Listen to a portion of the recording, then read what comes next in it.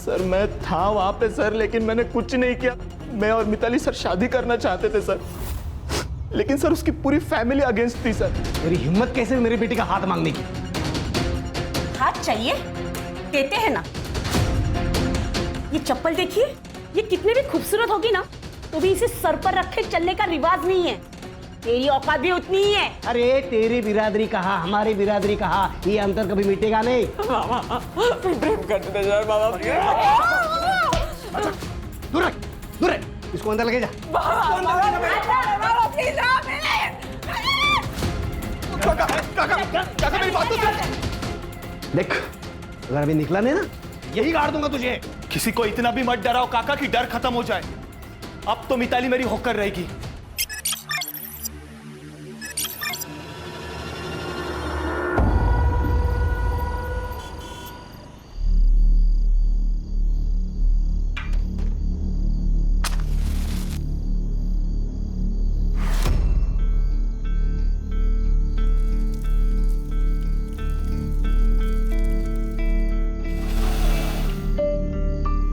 आई, पूजा का समय हो रहा है, जल्दी आ जाओ।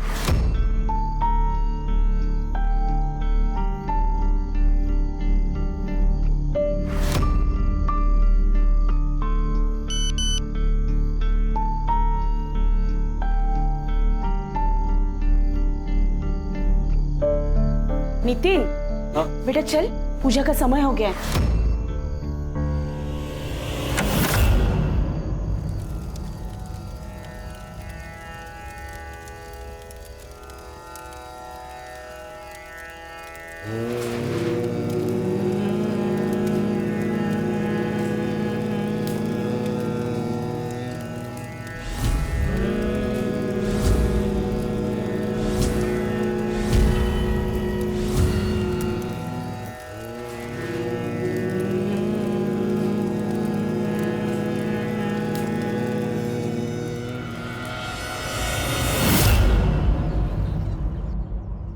अरे इतने पैसों की क्या जरूरत है तुझे? सब कुछ तो है तेरे पास, घर जमीन पैसा। फिर इन्वेस्टमेंट है यार विश्वजीत, मेरी बात मान, ये ना बाद में दुगना फायदा करके देगी। अरे 65 लाख रुपए उठा चुका है तू मार्केट से, कैसे लौटाएगा? कुछ सोचा है? उससे ज्यादा लौटाऊंगा, सूद समेत। आपकी बात संभाले यार प्लीज, बड़ी जरूरत है। अरे पापा लेकिन लोगों की पड़ी है तुझे, दोस्त हो यार मैं तेरा। अरे दोस्त है इसीलिए तो बोल रहा हूँ। 4 साल से 1 रुपया नहीं दिया तूने, मुझे भी जवाब देना पड़ता ना यार। ठीक है, ये ले, दीपक के गहने रख। अरे लेकिन वही नहीं, सिक्योरिटी समझ कर रख ले, 50 लाख के है तो रख ना, कुछ भी करके पैसों का इंतजाम कर। ठीक है, मैं बात करता हूँ फाइनेंसर से, लेकिन इंटरेस्ट जरा। मैं हूं ना, चिंता मत कर दूंगा, लेकिन पैसे की।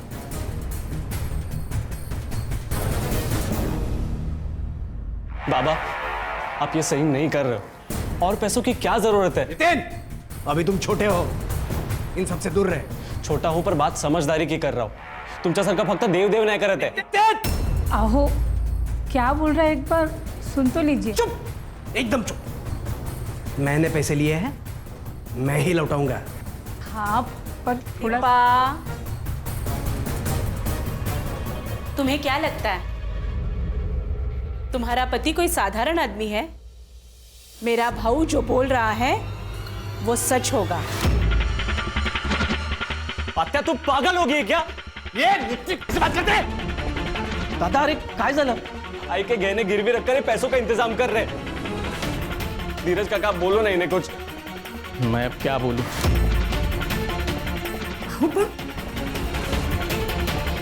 ठीक है, करा काय करायचं ते, बेच दो सब, बर्बाद कर दो सब।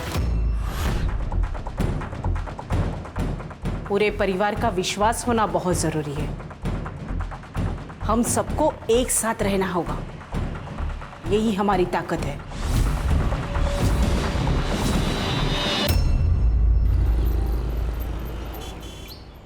अस्मिता, हाँ मैं स्कूल के लिए निकल रहा हूँ, टिफिन दो जल्दी। बस 1 मिनट। हाँ जल्दी। धीरज, दादा अच्छा हो गया तू घर पे ही मिल गया। धीरज, तुम यकीन नहीं करोगे, कल रात को क्या हुआ? मैंने सपने में जो देखा ना, एकदम अद्भुत था। क्या दादा? बाबा आए थे मुझसे मिलने। धीरज, सगळं ठीक होईल, फक्त काही दिवसांची गोष्ट आहे बघ. बाबा सब ठीक कर देंगे. अहो, तुम्ही यांचं ऐकू नका. आप समझदार हो, इन झमेले में प्लीज मत पड़ना. बेवकूफी है ये. तुला नहीं करणार ग, क्योंकि ये हमारा परिवार है और तू तो हमें अपना मानती ही नहीं है.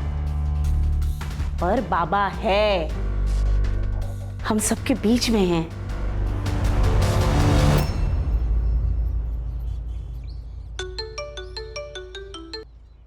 अरे किती वेळा फोन करतोस रे? अरे आजी बाजूलाच होती. तू ये दुनियादारी है ना, मुझे मत सिखा, समझी?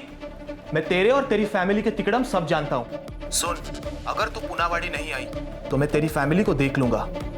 तू जानती है ना मुझे. मैं भी आना चाहती हूँ वहाँ, लेकिन नहीं आ सकती. और तू बार बार मुझे फोन मत किया करा. अजी कभी भी आ सकती है यार. मैं कितनी बार तुमसे क्या रे हलकट, एक बार समझाया तो समझ में नहीं आता. मिताली से दूर रहना, उसे फिर से फोन नहीं करना. आणि जर फोन केलास ना तो उलटा लटकून मिरचीची धुरी देईन तुला, समजलं?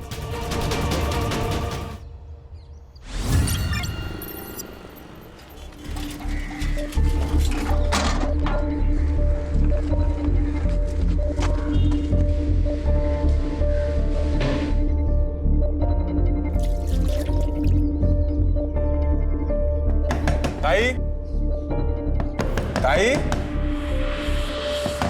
ताई,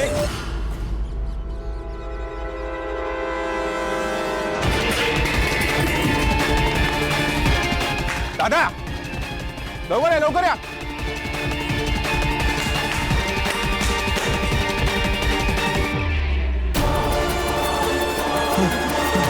हॅलो, पोलीस स्टेशन.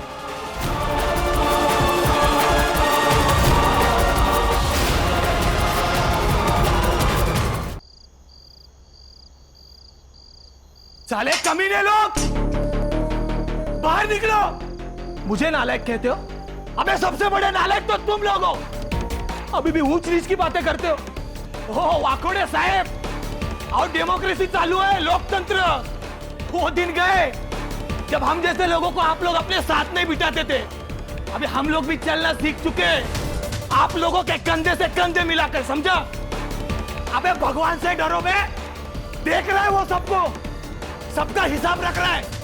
बहुत भगवान भगवान करते हो ना. अबे नर्क में जगह मिलेगी तुम लोगों को, नर्क में. तुमको नहीं तो ये घर नहीं है, ढोंग है, ढोंग. डॉक्टर, हाँ? डॉक्टर काय का डॉक्टर? थू, हट.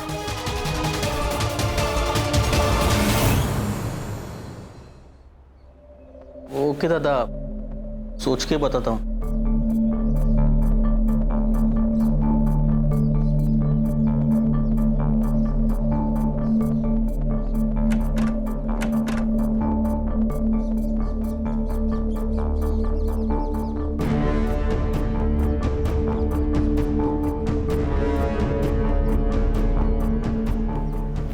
प्रॉपर्टी के पेपर क्यों निकाले आपने? भाऊ ने कुछ कहा? तुम शांति से सुन लो तो मैं बताता हूँ. तुम बैठो, बैठो. देखो, दादा बोल रहे हैं कि अगर पैसे का बंदोबस्त नहीं हुआ तो ये अपना घर गिरवी रख के पैसा खड़ा करेंगे. क्या? तो इसीलिए आप कह रहे थे कि सोच के बताता हूँ? अरे इसमें सोचना क्या है? हाँ, आप भी जानते हैं क्या सारा मूर्खपना है. आप स्कूल में हेडमास्टर हो, आप ये सब नहीं कर सकते. अरे लेकिन मैं दादा को कैसे बोलूं? ठीक है, तो मैं बोल दूंगी कि मुझे मेरे सर पर छत चाहिए. उनके भरोसे में बेघर नहीं हो सकती. उनको अपनी फैमिली की परवाह नहीं होगी, पर मुझे है. ये देख धीरज, ये जो सब हम कर रहे हैं ना, सिर्फ हमारे फैमिली के भलाई के लिए कर रहे हैं. हमारी अपनी भी एक फैमिली है भाऊ. बोली चोमड़ी, तू ना इन सबसे दूरी रहे. और तू बीवी के पल्लू से ना जरा कम बंधा कर और खुद के फैसले खुद लेना शुरू कर. मर्द है ना तू? मर्द है इसीलिए मना कर रहे हैं, वरना यहाँ तो किसी को रीढ़ की हड्डी है ही नहीं. क्या बोली? सच कहा, खरा बोलते हैं मी. मैं कब से आपसे एक लेवल में बात कर रही हूँ, आप एक लेवल छोड़ रही है। धीरज बघ, अरे तुझी बायको काय बोलते ताईला? देख क्या रहा है तू? अरे कुछ तो बोल। क्या बोलूं मैं भाऊ? आपको बुरा लगेगा लेकिन अस्मिता जो कह रही है ना, सही कह रही है। अब ये मुझसे नहीं होगा। धोखा दे रहा है तू अपने दादा को। अरे अपने बाबा की बात को मना कर रहा है तू। भाऊ बाबा मर चुके हैं, अब उनके नाम से डराना बंद कर दीजिए। तेरे कहने का मतलब क्या है? क्या है? क्या कहना चाहती है तू? कहना क्या चाहती हूँ? सच बोल रही हूँ मैं, सच सुन नहीं पाती। तेरी हिम्मत कैसे हुई मेरे बाबा को मरा हुआ कहने की? छान, वेरी गुड। एक काम करो, मार दो एक दूसरे को। तुम लोगों का यही पागलपन हमें एक दिन आजोबा से मिला देगा। फिर पूछेंगे उनसे क्या सच क्या धोखा। नितिन, नितिन सुन, बड़े बात कर रहे तब हम नितिन,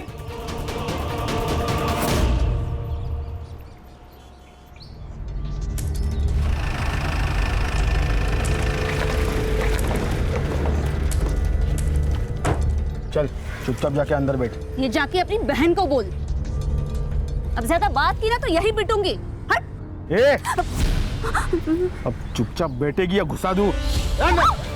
छोड़ो, छोड़ो मुझे। अब चाहूं ना तेरे साथ मैं कुछ भी कर सकता हूँ, इसलिए चुपचाप सुन और समझ। तेरा पति का भाई है ना, उसे समझा और बोल जितना पैसा लिया है सूद समेत वापस कर दे, नहीं तो काट के फेंक दूंगा। चल, चल।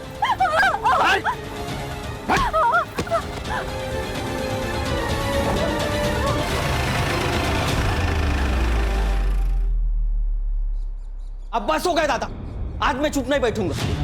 दादा अस्मिता को बीच सड़क रोका, उसे बदनाम किया, उसके ऊपर हाथ। दादा अस्मिता बीवी है मेरी। जरूर कुछ गलतफहमी हुई होगी।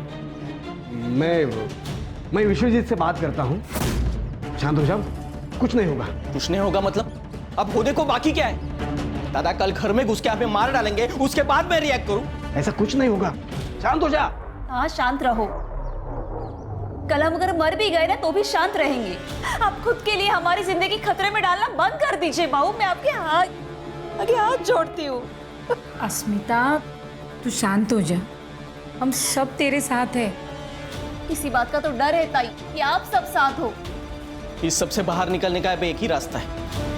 आओ इधर। अरे धीरज, क्या करता है? धीरज, अरे कहाँ जा रहा है तू? धीरज, क्या कर रहा है धीरज क्या कर रहा है? क्या क्या? दादा ये जमीन बेच डालते हैं, सारा प्रॉब्लम ही सॉल्व हो जाएगा। धीरज, बोलने से पहले एक बार सोच लिया कर। विसरलास, ये जमीन बाबा ने आई के नाम पर ली थी। तुझे पता है ना, बाबा की अस्थि अभी यहीं पर है। आई जरा प्रैक्टिकल बोला कर, ऐसे इमोशनल बातों से ना बैंक अकाउंट नहीं भरता। फिर तू भी सुन ले, ये जमीन नहीं बिकेगी। अहो हे नाही ऐकणार, अब हमें ही कुछ करना होगा। दादा आपकी इज्जत करता हूँ इसके लिए चुप हूँ, लेकिन मेरी इज्जत के ऊपर या मेरी फैमिली के ऊपर कोई भी आ चाहिए ना तो भूल जाऊंगा हमारे बीच कोई रिलेशन है। चल अस्मिता।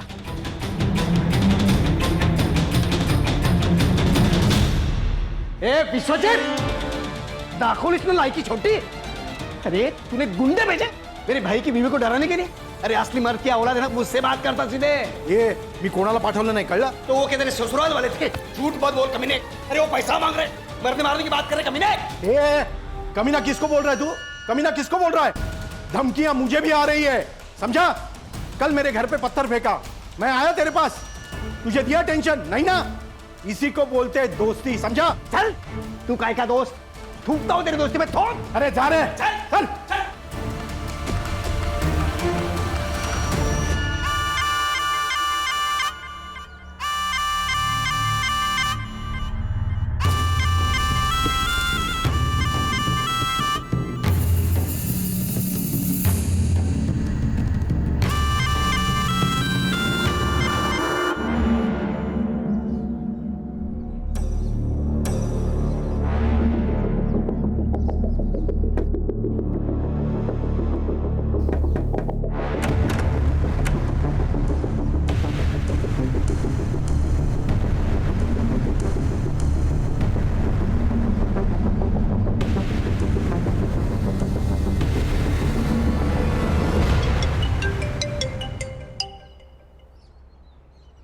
हाँ हेलो आई, कशी आहेस तू? मैं ठीक हूँ बेटा। अच्छा आई, एक काम करो, तुम मिताली को लेकर 2-3 दिन के लिए पुनावाड़ी आ जाओ। अरे वहाँ जो कुछ हुआ वो जानते हुए भी? हाँ आई, मिताली की चिंता मत करो, मैं सब संभाल लूंगा। ठीक है बेटा, आम्ही उद्याच निघतो। हाँ ठीक है।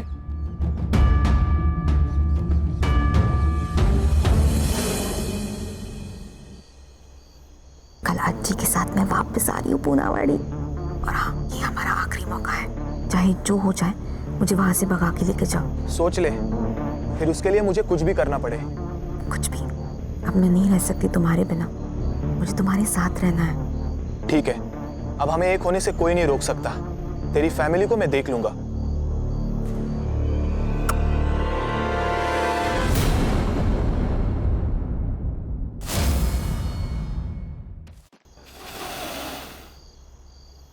आई, पूजा का समय हो रहा है, जल्दी आ जाओ।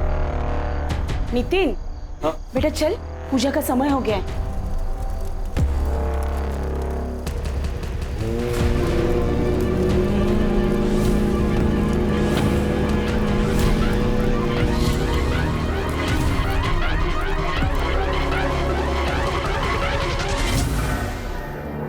दिल्ली बुरारी केस 2019, जहां एक घर में 11 लोगों की सामूहिक आत्महत्या ने पूरे देश को चौंका कर रख दिया था। लेकिन उस रात हुआ क्या था, कोई नहीं जानता।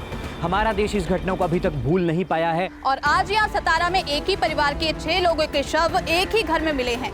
क्या ये बुरारी 2.0 केस है?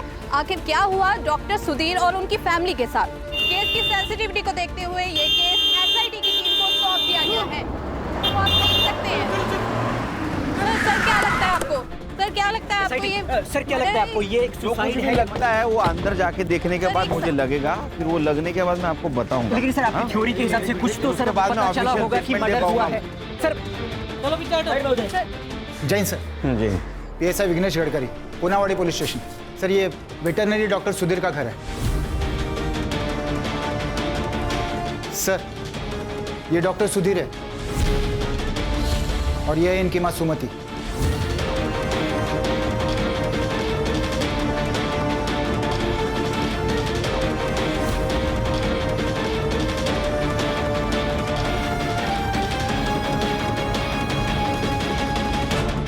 सर ये नितिन है और ये मिताली।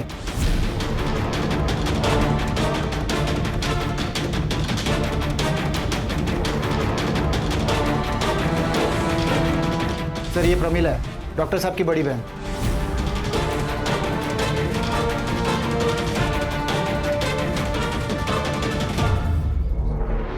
सर सेम है। क्या लगता है खान? सर अजीब लग रहा है। इनकी मौत हुई है ऐसे लगता ही नहीं, ऐसे लगता है कि ये सोए हुए हैं और कभी भी जाग सकते हैं। सर एक ही साथ पूरी फैमिली का खत्म हो जाना, मतलब दिस इज। ये मीडिया वाले हैं ना, इस केस को दिल्ली के बुरारी केस से जोड़ रहे हैं सर। बुरारी 2.0 ऐसे कह रहे हैं सर, और मुझे भी यही लगता है। गडकरी, तुम्हारे और मेरे सोचने से कुछ नहीं होता, उससे केस नहीं बनती, समझे? उसके लिए सच्चाई सामने लानी पड़ती, प्रूफ ढूंढना पड़ता है, और ये काम मीडिया नहीं हम लोग करते हैं। Sorry sir. पर एक साथ इतने लोगों की बॉडी मिलना, इसका मतलब ये नहीं कि ये सुसाइड है। यस सर, मुझे भी यही लगता है। अगर ये मास सुसाइड होता तो एक साथ एक कमरे में सारे लोग होते। यू राइट, बुरारी केस की तरह। लेकिन अब यहाँ एक बॉडी पड़ी है, एक किचन में है, 2 हॉल में है। I don't think so sir ये मास सुसाइड है। सर घर में कोई स्ट्रगल के मार्क्स नहीं है और ना ही फोर्स्ड एंट्री लग रही है। सुसाइड या कोई रेप? नहीं सर, लेकिन कुछ बॉडीज के पास वॉमिट के निशान है। सर देखने पर तो ये सुसाइड ही लग रहा है। नहीं, मुझे नहीं लगता सुसाइड है, क्योंकि फ्रिज में खाने का सामान, वॉशिंग मशीन में कपड़े हैं धोने के लिए, ये इधर दूध का बर्तन रखा है। इतनी सारी तैयारी करके कोई सुसाइड नहीं करेगा। लेकिन सर बैक डोर ओपन है। हो सकता है मारने वाला पीछे के दरवाजे से भागा हो सकता है। सर हर बॉडी के पास ग्लास भी मिले हैं सर, मगर उसमें दूध वगैरह नहीं मिला है सर। सारे ग्लासेस फॉरेंसिक को भेज दो और रिपोर्ट चाहिए बोलने जल्द से जल्द। ये डॉक्टर सुधीर, इसके कनेक्शन में कोई है जिससे बात कर सके? हाँ सर, डॉक्टर साहब का एक भाई है धीरज, यहाँ के स्कूल में हेडमास्टर है सर।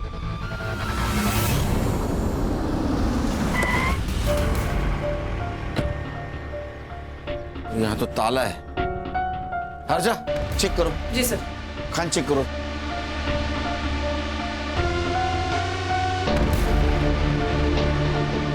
कौन कौन रहता है यहाँ? सर धीरज, उसकी पत्नी और उसका 12 साल का बेटा रहता है यहाँ पर। सर सारी खिड़कियां अंदर से बंद है। इनको नंबर देना धीरज और उसकी पत्नी का, चेक करो खान। सर ये खिड़कियां भी अंदर से लॉक्ड है। तो क्या छोटे भाई नहीं बड़े भाई की हत्या कर दी, या फिर ये केस भी दिल्ली के बुरारी कांड की तरह ही एक मास सुसाइड का केस है? पुलिस को इस बारे में कोई जानकारी नहीं मिली है और हम आपको इस केस की अपडेट पल पल देते रहेंगे। हर्षा सर पता करो इनके बारे में किसी को पता है क्या? जी सर। सर मेरा नाम नरेश है, यहाँ पास में ही मेरी डेयरी है। सुबह 4:30 के आसपास मैंने यहाँ से सुधीर साहब की गाड़ी जाते हुए देखी। तुम्हें कैसे मालूम है डॉक्टर सुधीर की गाड़ी है? पूनावाड़ी में 2 ही गाड़ी है, एक गांव के प्रेसिडेंट की और एक डॉक्टर साहब की। गाड़ी में कौन कौन था? इतना देख नहीं पाया सर। जा एक काम करो खान, गांव के आसपास के रोड पे सीसीटीवी के देखो, उसका फुटेज कलेक्ट करो, गाड़ी को ट्रेस करो। हो सकता है ये धीरज ने सुधीर की फैमिली का मर्डर किया और खुद के फैमिली को लेके भाग गया हो। नहीं, इतने जल्दी कंक्लूजन पे नहीं आ सकते खान, बहुत सेंसिटिव केस है, संभल के कदम रखना होगा। Yes sir. सर दोनों भाइयों के बीच कुछ पंगा तो जरूर था और पिछले हफ्ते तो बहुत झगड़ा भी हुआ था। किस बात को लेके झगड़ा हुआ? दोनों भाई ने काफी लोन लिया था और उसके बीच में उनके झगड़े भी होते थे, लेकिन इतना सब कुछ होने के बावजूद लोन क्यों लिया था ये पता नहीं सर, लेकिन फैमिली पूरी स्ट्रेस में थी सर। अस्मिता ने खुद मुझे बताया था। हर्षा इनका नंबर और एड्रेस लेना। खान ये फैमिली तो वेल टू डू थी, तो इनको पैसों की इतनी क्या जरूरत पड़ी? धीरज और उसकी वाइफ दोनों का सर्च वारंट निकालो। सर ये धीरज और उसकी वाइफ अस्मिता दोनों को कॉल कर रहा था, दोनों के फोन स्विच ऑफ आ रहे हैं और उनका वो 12 साल का लड़का है ध्रुव, तो मुझे लगता नहीं इतने छोटे लड़के के पास मोबाइल होगा। संग्राम है। हाँ बोल। सर सुधीर के पॉकेट में सुसाइड नोट मिला है। क्या? नरेंद्र भोसले, विनोद शर्मा, केशव पवार, ऐसे 12 लोगों के नाम है। बाद में दूसरा पैराग्राफ है जो सुसाइड नोट है, उसमें वो लिखता है मैंने इन 12 लोगों से उधार पैसे लिए हैं, हम पैसे चुका नहीं पा रहे हैं, इसीलिए हमें धमकियों के कॉल आ रहे हैं। अब हम थक चुके हैं, इसीलिए मैं और डॉक्टर सुधीर वाकोड़े अपने पूरे परिवार के साथ आत्महत्या कर रहा हूँ। ऊपर दिए गए नाम ही हमारे आत्महत्या के लिए जिम्मेदार है, डॉक्टर सुधीर वाकोड़े। सर ऐसे 2 पैराग्राफ है, हजम नहीं हो रहा है। सर ये केस तो क्लोज हो गया, सुसाइड है। खान क्या लगता है? सर ये जो पहला पैराग्राफ है जिसमें 12 लोगों के नाम लिखे हैं, उनकी इंक फेड है, और बाद में जो दूसरा पैराग्राफ लिखा गया है उसकी इंक बोल्ड और डार्क है, मतलब ये अभी लिखा गया। ये दूसरा पैराग्राफ है ना, ये कल रात को लिखा गया है, क्योंकि जब कोई नोट लिखी जाती है तो सबसे पहले उसकी वजह लिखी जाएगी ना, कि मैं ऐसा कर रहा हूं क्योंकि। इसे इसमें वजह बाद में लिखी है, नाम पहले लिखे है, तो हो सकता है किसी ने जबरदस्ती से लिखवाई। लेकिन सर नोट लिखने का कोई पैटर्न भी तो नहीं है, ये ऐसा तो नहीं कि उन्होंने नाम पहले लिखे हो, कागज जेब में ही रह गया और बाद में सुसाइड के वक्त वही कागज था तो उसी पे लिख दिया नोट। इसमें सबसे पहले जिसका नाम लिखा है उसको उठाओ, विश्वजीत। अरे सर मेरी बात चुप। अरे बस भाग रहा। अरे भाई जो ये भाग रहा था ना? हाँ सर, घर से बाहर ही पकड़ा इसको। हाँ? सर मुझे पता था कि आप लोग सबसे पहले मुझे पकड़ेंगे, इसीलिए। तूने धमकाया था ना उनको, तेरे वजह से सुसाइड किया उन लोगों ने। मानता हूँ कि मैंने उसे धमकाया था, लेकिन क्या करता, मेरा बचपन का दोस्त था वो, उसने मदद मांगी, मैंने कर दी। लोगों ने मेरे भरोसे उसे पैसे भी दिए थे, लेकिन 5 साल हो गए, उसने ना मुद्दल दी ना ब्याज। मैंने बोला उसे पैसे वापस कर दे वरना हम दोनों नहीं बचेंगे। धीरज की बीवी को भी कुछ लेनदारों ने धमकाया था, इसलिए तूने गुंडों को घर पे भेजा, उनको मरवाया। सुधीर की मौत से तो मेरी लंका लग गई है, लेनदार मेरी गर्दन पकड़ रहे, मुझसे पैसे मांग रहे। तो दोनों भाइयों के बीच क्या झगड़े चल रहे थे? पता नहीं सर। हाँ नहीं सर, उसने कभी बताया नहीं। उसने ये भी नहीं बताया कि वो इतने पैसों का क्या कर रहा था। इन्वेस्टमेंट बोलकर 65 लाख रुपए उठाए थे उसने मार्केट से। इतने पैसे की क्या जरूरत थी उसे? पता नहीं सर, उसने पैसे मांगे और हमने दिए, लेकिन धीरज और उसकी बीवी ने उसे जान से मारने की धमकी दी थी। सर अगर मर्डर हुआ है ना तो पक्का उन्होंने ही किया होगा। आप उन्हें पकड़िए ना सर, वो अस्मिता भी इस सबसे छुटकारा चाहती थी। सर मेरा इस केस में कोई लेना देना नहीं, मैं जाऊं सर? हाँ जा, अंदर लेके जाओ इसको। चल उठ, चल तो। पूरी फैमिली मर गई? और नहीं तो क्या, पूरा परिवार मर गया। वो दिल्ली वाला कांड था ना वैसे। पर डॉक्टर सुधीर तो सुलझे हुए इंसान थे। क्या हुआ डॉक्टर साहब को? आप जानते हो उन्हें? हाँ, मेरी बिलोरी, मेरी नागिन का इलाज किया था ना उन्होंने। वो और उनकी फैमिली दोनों मर गए। जहर पी के उन्होंने सुसाइड कर लिया और उनका छोटा भाई धीरज भी गायब है।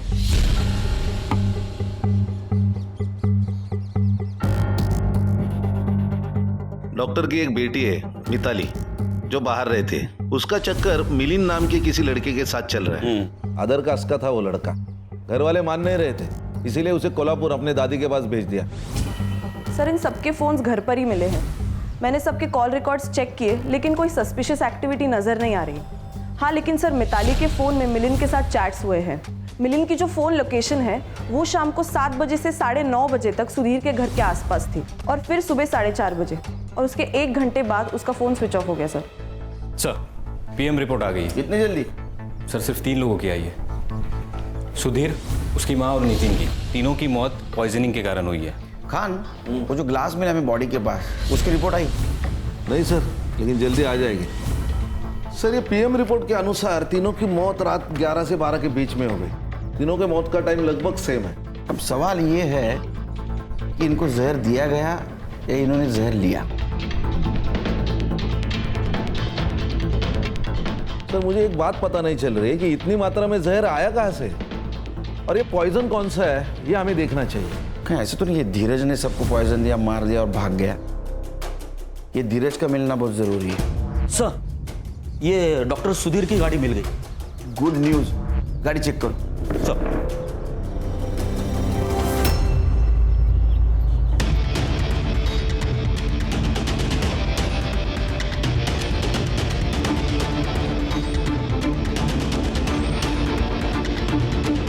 सर।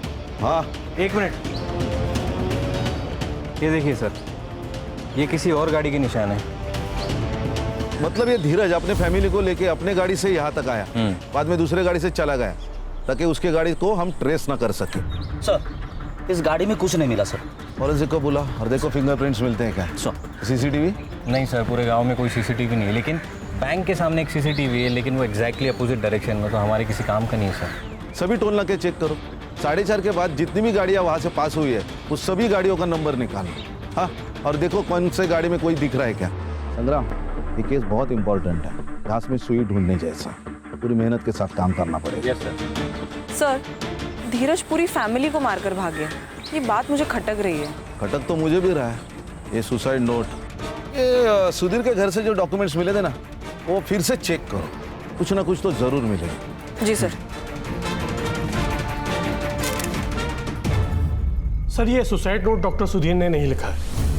ये देखिए अपॉइंटमेंट रजिस्टर और नोट पैड, इन दोनों में डॉक्टर सुधीर की हैंडराइटिंग मैच नहीं कर रही है। सर ऐसा भी तो हो सकता है ये सुसाइड लेटर शायद धीरज ने लिखा होगा और डॉक्टर सुधीर की जेब में रख दिया होगा। हर्षा, अगर ये धीरज ने खुद लेटर लिखा होता तो उसने ऐसा क्यों लिखा कि वो और उसका छोटा भाई अपने पूरे परिवार के साथ आत्महत्या कर रहे हैं? मुझे लगता है खान, ये सुसाइड के वक्त धीरज का पूरा परिवार वहां था। वो भी सुसाइड करने वाला था, लेकिन वो डर गया और वहां से भाग गया। हेलो, हाँ बोला। क्या? ओके। क्या? ये धीरज के घर से अजीब सी बदबू आ रही थी, कुछ तो गड़बड़ है।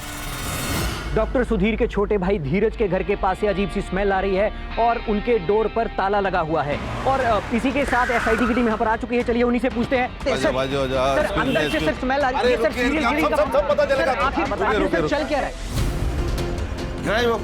लॉक तोड़ने की व्यवस्था करो। बाकी रूम सर्च करो।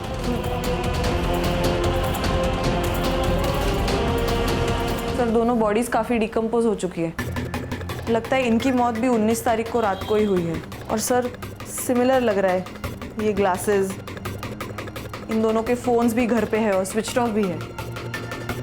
सर लेटर में जो लिखा था यानी सही था, इन दोनों ने सुसाइड किए लेकिन अपने अपने घर पे। अब तो ये बुरारी केस जैसा ही लग रहा है सर। अरे संग्राम, बाहर से लॉक था, लॉक किसने किया? सर, ये दूध वाले के हिसाब से सुबह 4:30 बजे सुधीर की गाड़ी यहाँ से गुजरी, लेकिन गाड़ी में कौन था? सुधीर की मौत रात को 11 बजे से 1 बजे के बीच में हुई, तो हो सकता है जिसने मर्डर किया उसने पहले सुधीर को मारा, फिर धीरज को मारा और 4:30 बजे दरवाजे को लॉक करके निकल गया। लेकिन सवाल अभी भी है कि गाड़ी में कौन था? उस लड़की का बॉयफ्रेंड मिलिंद हो सकता है सर। सर मिलिन का नंबर ट्रेस पर है, जैसे ही उसका फोन स्विच ऑन होगा हमें उसका एग्जैक्ट एड्रेस मिल जाएगा। और सर पूछताछ में पता चला है कि ये धीरज और सुधीर ने मिलिंद को पिटवाया था। कहीं ऐसा तो नहीं कि उसने बदला लिया? ऐसा बॉडी को पोस्टमार्टम के लिए भेज दो। पीएम रिपोर्ट का क्या हुआ? सर कल तक मिल जाएगा। सर, ये तीनों के रिपोर्ट बाकी के तीनों के रिपोर्ट की तरह ही है। ये तीनों को भी जहर देके मारा गया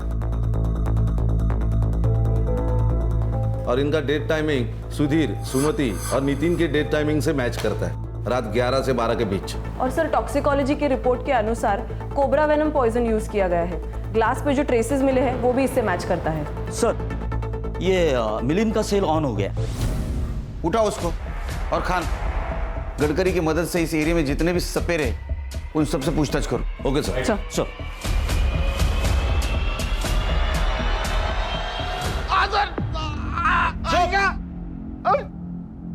ये बदला है ना, किसी नशे से कम नहीं है मिलिंद। डॉक्टर सुधीर ने तुझे मारा, जलील किया, तो तूने थानी और पूरे फैमिली को मार दिया। सर मैंने किसी को नहीं मारा सर। सर मेरा मिताली के ऊपर प्यार था सर, सच्ची वाला सर। सर फोन क्यों बंद था? एमए के एग्जाम थी सर पुणे में, इसलिए मैंने मोबाइल ऑफ रखा था सर। मैं सच कह रहा हूँ सर। देख, तेरा 19 तारीख को मोबाइल लोकेशन दिखा रहा है डॉक्टर सुधीर के घर के आसपास का, शाम को 7:30 बजे से लेकर 9 बजे तक का। सवेरे 4:30 बजे भी तेरा मोबाइल लोकेशन दिखा रहा है वहाँ। सर मैं था वहाँ पे सर, लेकिन मैंने कुछ नहीं किया। मैं और मिताली सर शादी करना चाहते थे सर, लेकिन सर उसकी पूरी फैमिली अगेंस्ट थी सर। मेरी हिम्मत कैसे मेरी बेटी का हाथ मांगने की? हाथ चाहिए, देते हैं ना। ये चप्पल देखिए, ये कितनी भी खूबसूरत होगी ना, तो भी इसे सर पर रखे चलने का रिवाज नहीं है। तेरी औकात भी उतनी ही है। अरे तेरी बिरादरी कहा, हमारी बिरादरी कहा, ये अंतर कभी मिटेगा नहीं। प्रेम करते थे सर बाबा। दूर रह, दूर रह, इसको अंदर लगे जा।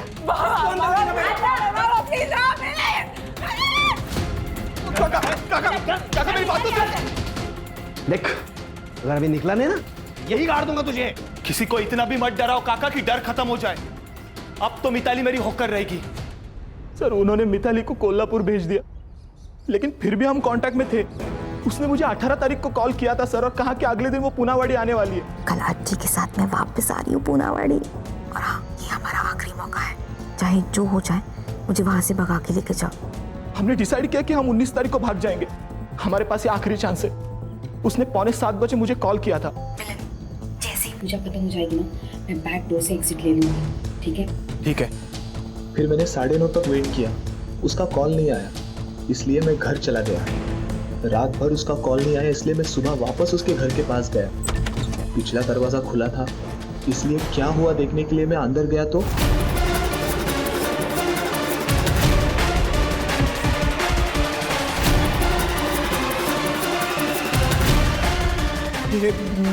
मिताली, मिताली, तूने कुछ किया नहीं तो पुणे क्यों भागा? पुलिस स्टेशन क्यों नहीं आया? सर आपको पता है सर, सीधा सीधा कुछ नहीं होता है सर। मेरे और मिताली के बारे में आपको पता चल जाता, सारा इल्जाम मुझ पे आ जाता सर। इधर आ। अगर तेरी बात झूठ निकली ना, तो याद रख तेरे साथ क्या करेंगे।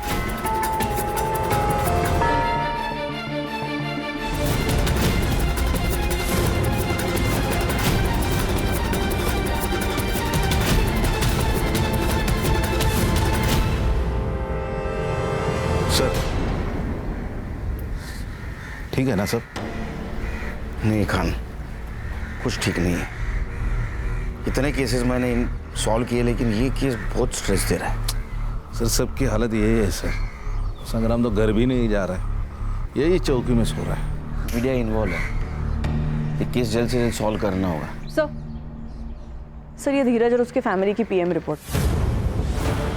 सर इन तीनों की मौत भी सेम तरीके से हुई है जैसे सुधीर और उसके फैमिली की हुई थी। Timing of death? सर 19 तारीख को रात को 9:30 से 10 के बीच। इसका मतलब सुधीर और उसके फैमिली की मौत के एग्जैक्ट 2 घंटे पहले। सर ये बाहर से लगा हुआ ताला ये प्रूव करता है कि किसी ने इनको मारा और बाहर से ताला लगाया ताकि हम भटक जाए। ये धीरज को ढूंढने लगे हम लोग और उनको वक्त मिल जाए। सर ये सुधाकर पाटिल जी, दीपा के बड़े भाई। बोला सुधाकर जी। मैं अभी वेस्ट बंगाल से लौट रहा हूँ, हल्दिया से। कुछ चीज़ें हैं जो आपको पता होनी चाहिए, ऐसा लगा मुझे, इसलिए मैं आया। जैसे कि चंद दिन पहले डॉक्टर की वाइफ दीपा से बात हुई तो वो बहुत डिस्टर्ब लगी मुझे।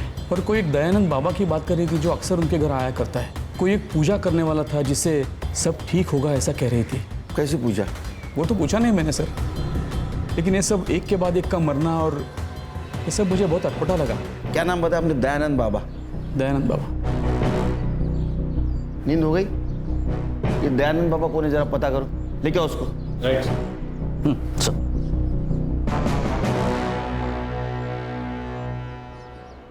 बाबा चलो।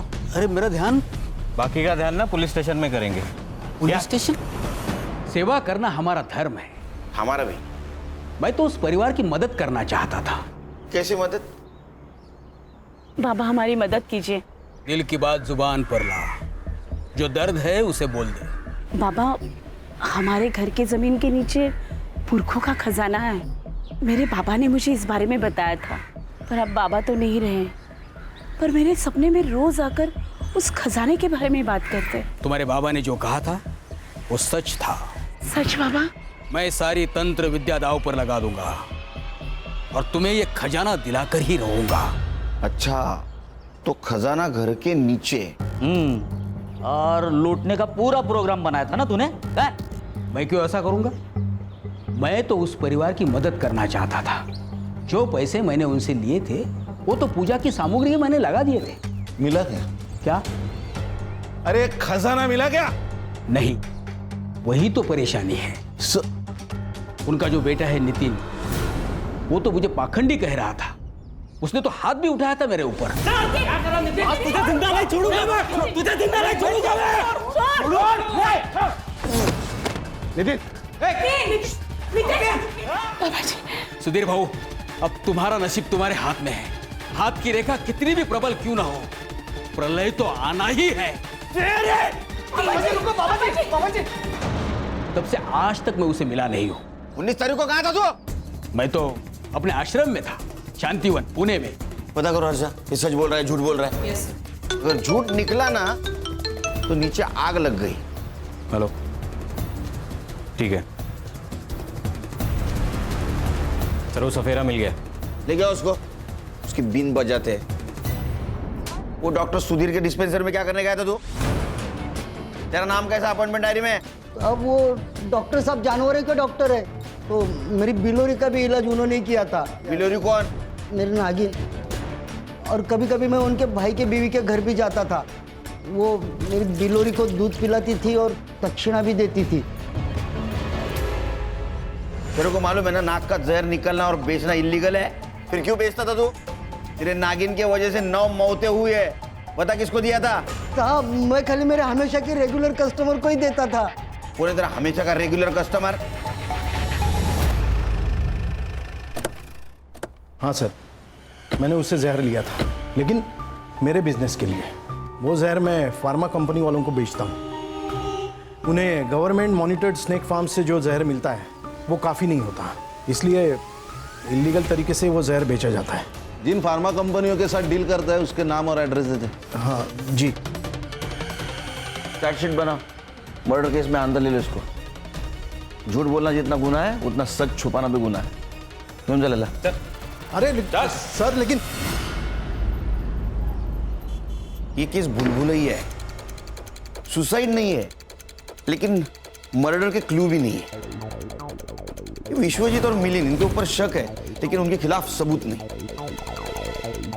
अगर उन्होंने मारा है तो फिर सुसाइड नोट का क्या मतलब? धीरज की बॉडी उसके घर पे कैसे मिली? और सर, ये दयानंद बाबा भी सच कह रहा है। उसका फोन लोकेशन 19 तारीख की रात आनंदवन आश्रम पुणे में ही था। सर कोई ना कोई तो था वहां। एक काम करो हर्ष, शाम को 6 बजे से सवेरे 4:30 बजे तक किसके किसके मोबाइल वो सुधीर के घर पे एक्टिव थे पता करो। Yes sir. ये देखिए मैम, ये एक नंबर है जो सबसे पहले धीरज के घर पे था 10 बजे तक। उसके बाद ये सीधा सुधीर के घर चला गया मैम। सुबह 4:30 बजे तक वो वही था और 4:30 बजे के बाद ये वापस धीरज के घर चला गया मैम। किस नाम पर रजिस्टर्ड है ये नंबर? 1 minute ma'am. किसका नंबर है? शंकर शिंदे। मैंने लुकआउट नोटिस भेजा है सर। उसकी लास्ट लोकेशन पुणे में है। चलो। अरे तूने कुछ किया नहीं तो बोल, क्या है सच वो, ये रुकेगा नहीं। सारे लेनदारों के नाम बता दो। अगर ये सारे कर्जदार हमारे साथ है तो तुम्हारे पिताजी को वक्त की नजाकत समझ आएगी और वो हमें जल्दी ही खजाने का पता बता देंगे। बताओ। विश्वजीत कुलकर्णी। वो आखिरी पैराग्राफ कब लिखा था? जब हमने सबको मार दिया था उसके बाद बाबा ने मुझसे लिखवाया। सर बता दो। सर मैं आपसे झूठ बोला था। प्रमिला कभी मुझसे मदद मांगने नहीं आई थी। बाबा रोज सपने में आकर पूछते हैं खजाने के बारे में, पर ये तो बता के नहीं गए कि खजाना कहाँ है, किधर है। बस इतना पता है कि घर की जमीन के नीचे है। मैंने प्रमिला का पीछा किया, उसके पूरे परिवार के बारे में मैंने पता किया और पूरे प्लानिंग के साथ मैं सुधीर के घर गया और हुकुम का इक्का खेला। एक बात बोलूंगा और सच बोलूंगा, तुम जहां खड़ी हो ना, उस जमीन के नीचे तुम्हारे पुरखों का खजाना है। प्रमिला मेरे झांसे में आ चुकी थी। उसने अपने घर वालों को भी मना लिया था। मैं पैसे मांगता गया और वो पैसे देते गए। कितने पैसे? तकरीबन 1 करोड़। और भी मिल सकते थे, लेकिन उनका विश्वास डगमगाने लगा तो मैंने उनको उनके घर के पीछे लेके गया। या खोदो।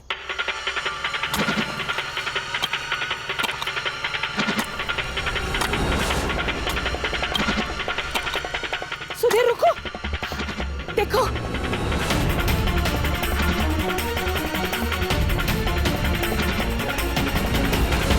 देखो ये सोने के सिक्के। बाबा बाकी का खजाना कब मिलेगा? 19 जून की रात को मिलेगा। 19 जून की रात को महापूजा का प्रबंध होगा और तब मिलेगा ये खजाना। उन्हें सोने के सिक्के कैसे मिले फिर? रहा अरे इसने डाले होंगे ना, 1 करोड़ कमाया था ना इसने। महापूजा का सब प्रबंध हो चुका था और पुलिस मुझ तक ना पहुंची, इसलिए मैंने मेरा मोबाइल आश्रम में ही रखा था। सबसे पहले मैं धीरज के घर गया।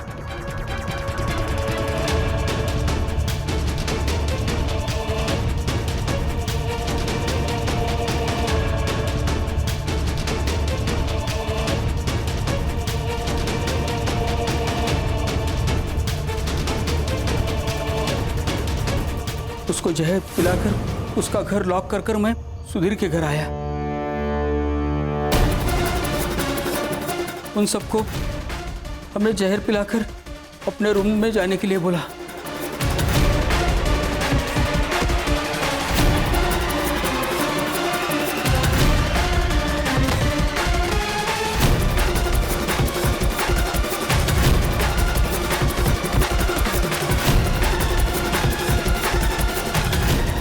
और वो जहर के ग्लास उनके पास रख दिए।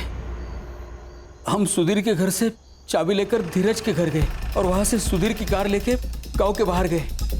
वहां शंकर ने एक टैक्सी वाले को बुला के रखा था, तो सुधीर की कार हमने वहां पार्क कर दी और वो टैक्सी लेकर हम सीधा पुणे चले गए। तेरा नंबर डॉक्टर सुधीर और प्रमिला के कॉल रिकॉर्ड में कैसे नहीं आया रे?